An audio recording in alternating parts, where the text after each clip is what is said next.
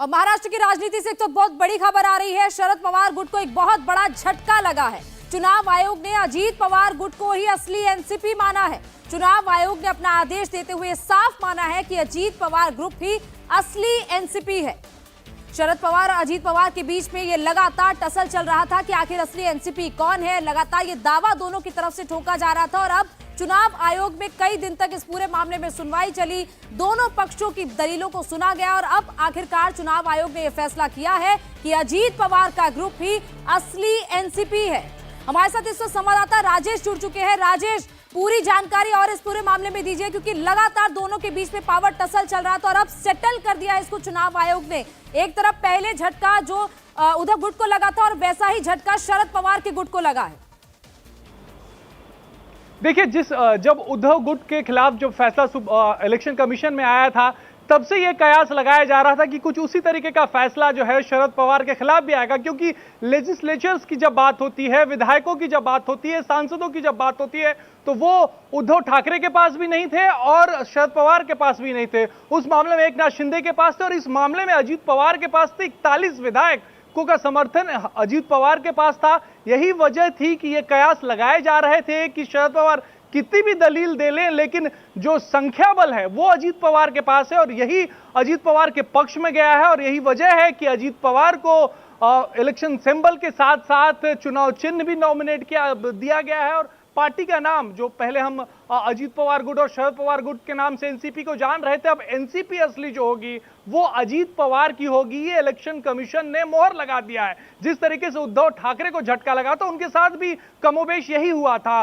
विधायक छोड़कर चले गए थे, सांसद छोड़ के चले गए थे और उसके बाद वो तमाम दलीलें दे रहे थे, ऑर्गेनाइजेशनल स्ट्रक्चर की बात कर रहे थे कि लोअर लेवल पे जो कार्यकर्ता हैं वो उनके साथ हैं। लेकिन इलेक्शन कमीशन में जब बात संख्या बल की थी, वो दिखाने में शरद पवार नाकाम रहे, वो दिखाने में उद्धव ठाकरे नाकाम रहे थे। और अब अजीत पवार की ये बड़ी जीत है। अजीत पवार पिछले कुछ दिनों से लगातार महाराष्ट्र के अलग अलग इलाकों में दौरे कर रहे हैं और लोगों को समझाने की कोशिश कर रहे हैं कि एनसीपी उन्हीं की है, जो असली एनसीपी है वो उसी को रिप्रेजेंट कर रहे हैं। और अब इलेक्शन कमीशन ने उस पर मोहर लगा दी है। अभी बारामती में 2 दिन पहले वो यही बात अपने लोगों को समझा रहे थे, जो कि पवार परिवार का गढ़ है। शरद पवार का भी गढ़ हुआ करता था, लेकिन अब अजीत पवार वहां भी लोगों को यह समझा रहे थे कि शरद पवार की उम्र काफी हो चुकी है। यही वजह है कि अब पार्टी की कमान जो है उनके हाथ में देनी चाहिए थी, नहीं दी गई, जिसके बाद उन्होंने यह विद्रोह किया, जिसके बाद विधायक जो है उनके साथ गए हैं,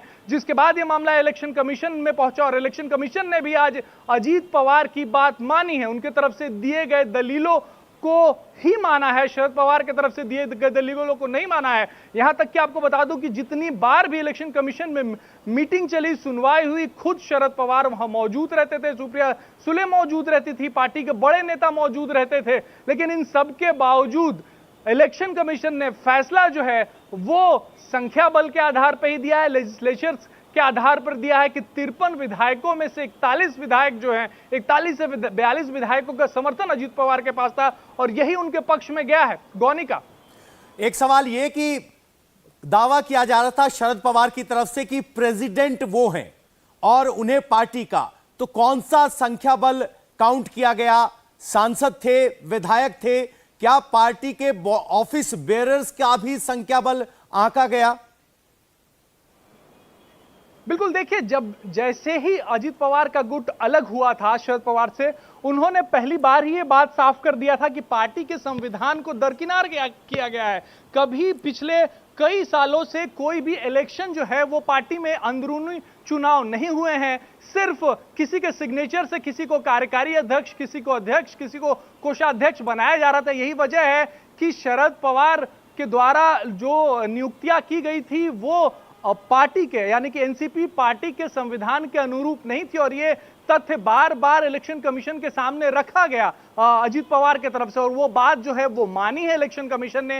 यही वजह है कि अजीत पवार के लिए आज बहुत बड़ी जीत है। अपने चाचा से अलग हुए हैं, चाचा से उन्होंने राजनीति सीखी, उनकी वजह से वो राजनीति में आए, पिछले कई सालों से राजनीति में है। लेकिन अब उन्होंने जब अपनी दिशा अलग तय की, उसके बाद इलेक्शन कमीशन का ये जो फैसला आना, ये महाराष्ट्र की राजनीति को एक अलग दिशा में लेके जाएगा। राजेश, एक बड़ी खबर जो इस पूरे फैसले में है, एमएलए महाराष्ट्र में 41 जो हैं वो भतीजे के साथ थे, केवल 15 विधायक चाचा शरद पवार के साथ थे।